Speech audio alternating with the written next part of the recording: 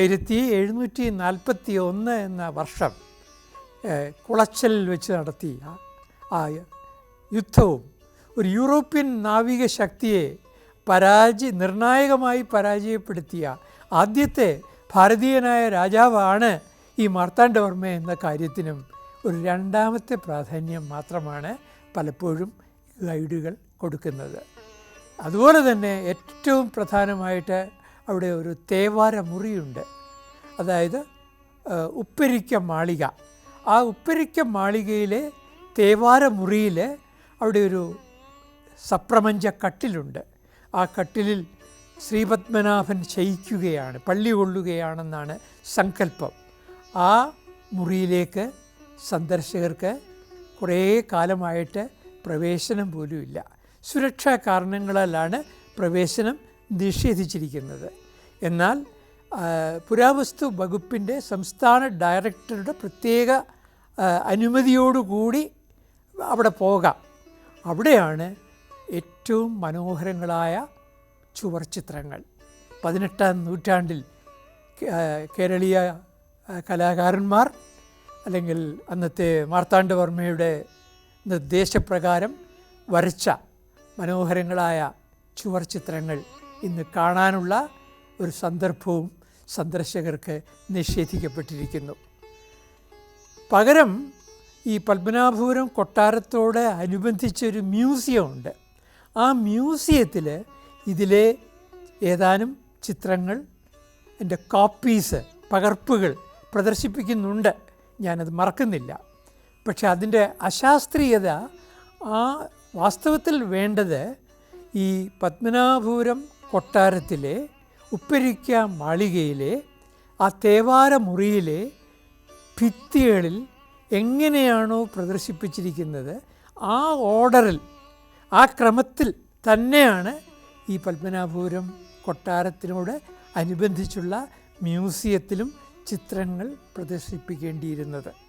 ഞാൻ ഓർക്കുകയാണ്, ഓൾട്ടിമീറ എന്ന് പറയുന്ന കേവ് പെയിൻറ്റിങ്സ് അവിടെ എല്ലാവർക്കും കാണാനായിട്ട് അനുവാദം ഇപ്പോൾ കൊടുക്കുന്നില്ല. പക്ഷേ ഈ ഓൾട്ടിമീറയിലെ കേവ് പെയിൻറ്റിങ്സിൻ്റെ റിപ്ലിക്ക മറ്റൊരു സൈറ്റ് മ്യൂസിയത്തിൽ ഉണ്ടാക്കിയിട്ടുണ്ട്.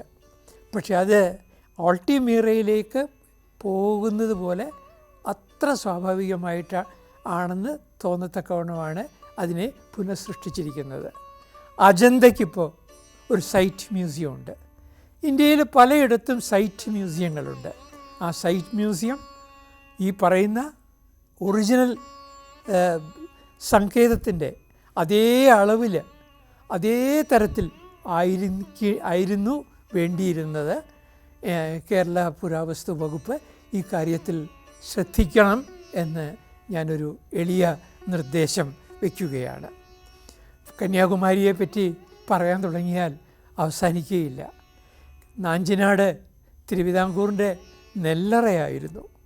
ഇന്ന് മാത്രമല്ല, രാജാ കേശവദാസിനെ പോലെയുള്ള, അതുപോലെ വേലുത്തമ്പിയെ പോലെയുള്ള അതിപ്രഗത്ഭരായ സ്വാതന്ത്ര്യ സമര പോരാളികളെ സംഭാവന ചെയ്ത നാടാണ്.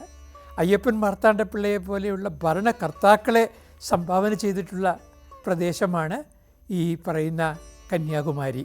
അത് തിരുവള്ളുവരുടെയും നാടാണ് കന്യാകുമാരി. ഇന്ന് മാത്രമല്ല, ആ കന്യാകുമാരിയിലായിരുന്നു പാർത്ഥിവപുരം ശാല നിലകൊണ്ടിരുന്നത്. നമുക്കറിയാം, കാന്തല്ലൂർ ശാല പോലെ പ്രശസ്തമായിരുന്ന ഒരു മഹാവിദ്യാലയമാണ് പാർത്ഥിവപുരം ശാല. ആയി രാജാവായ കരുനന്ദടക്കനാണ് ഈ പാർത്ഥിവപുരം ശാല നിർമ്മിക്കുന്നത്. ആ പാർത്ഥിവപുരം എന്ന് പറയുന്ന ക്ഷേത്രം ഇന്ന് മുഞ്ചിറ എന്ന് പറയുന്ന സ്ഥലത്ത് ഇപ്പോഴും ആ ക്ഷേത്രമുണ്ട്. പക്ഷേ പാർത്ഥിവപുരം ശാലയൊന്നും നമുക്ക് അവിടെ കാണാനില്ല. ശാല ഉണ്ടായിരുന്ന സ്ഥലം ഇതാണ് എന്ന് ഊഹിക്കുക മാത്രമേ ഇന്ന് വഴിയുള്ളൂ. അതുപോലെ തലക്കുളത്തെത്തുകയാകുമ്പോൾ നമുക്ക് വേലുത്തമ്പിയുടെ അദ്ദേഹം നിർമ്മിച്ച ആ ഭവനം ഉണ്ടായിരുന്ന സ്ഥലമാണ് അത്. പക്ഷേ അന്നത്തെ ബ്രിട്ടീഷ് സർക്കാർ ഇടിച്ചു നിരത്തി. പക്ഷെ പിൽക്കാലത്ത് അവിടെ വീണ്ടും ഒരു ഭവനം നിർമ്മിക്കുകയുണ്ടായി.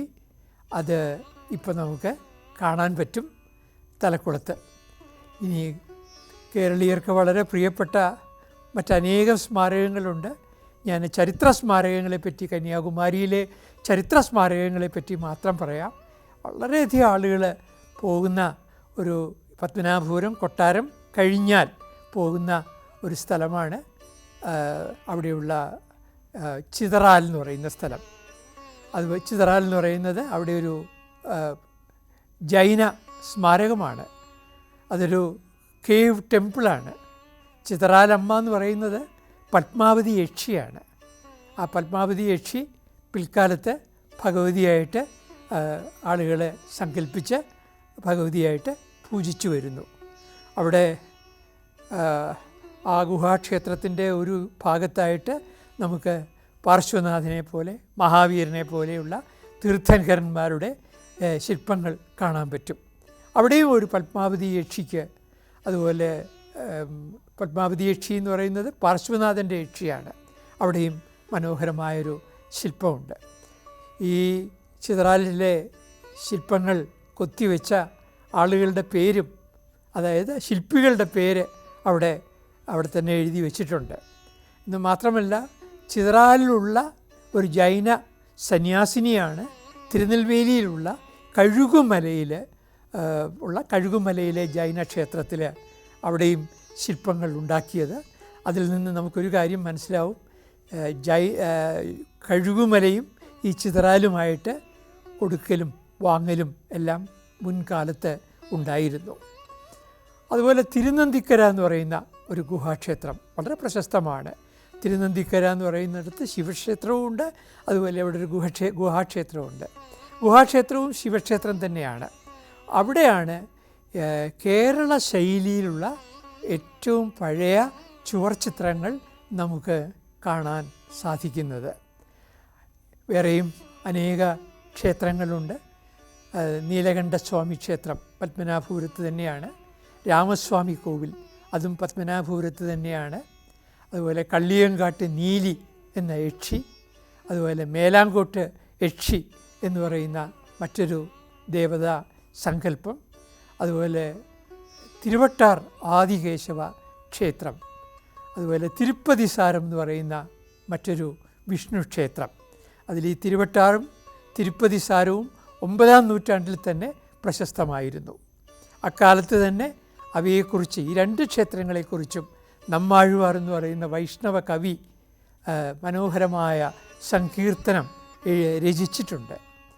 അങ്ങനെ സാംസ്കാരികമായി ഭൂമിശാസ്ത്രപരമായി വളരെ ബന്ധമുണ്ടായിരുന്നൊരു പ്രദേശമാണ്. ശുചീന്ദ്രം ക്ഷേത്രം, സ്ഥാണുമാലയ പെരുമാൾ എന്നാണ് അവിടുത്തെ പ്രധാന പ്രതിഷ്ഠ അറിയുന്നത്. വാസ്തവത്തിൽ സ്ഥാണുമാലയ പെരുമാൾ എന്ന് പറഞ്ഞാൽ, സ്ഥാണു എന്ന് പറഞ്ഞാൽ ശിവൻ, മാൽ എന്ന് പറഞ്ഞാൽ വിഷ്ണു. അതൊരു ശിവ-വിഷ്ണു ക്ഷേത്രമാണ്. അവിടെ തന്നെ ഒരു കൈലാസനാഥ ക്ഷേത്രമുണ്ട്. ആ ടെമ്പിൾ കോംപ്ലക്സിനകത്ത് തന്നെ അവിടെ ഉദയമാർത്താണ്ഡൻ മണ്ഡപമുണ്ട്, പാടുന്ന കൽത്തൂണുകൾ ഉണ്ട്.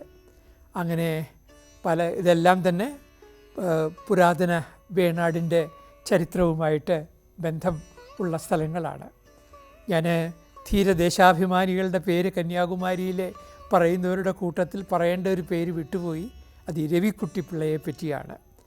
അവരെല്ലാം ജീവിച്ച, ജീവിത നാടകത്തിൽ അഭിനയിച്ച ആ കന്യാകുമാരി ഇന്ന് മറ്റൊരു സംസ്ഥാനത്തിൻ്റെ ഭാഗമായിട്ട് മാറിയിരിക്കുന്നു.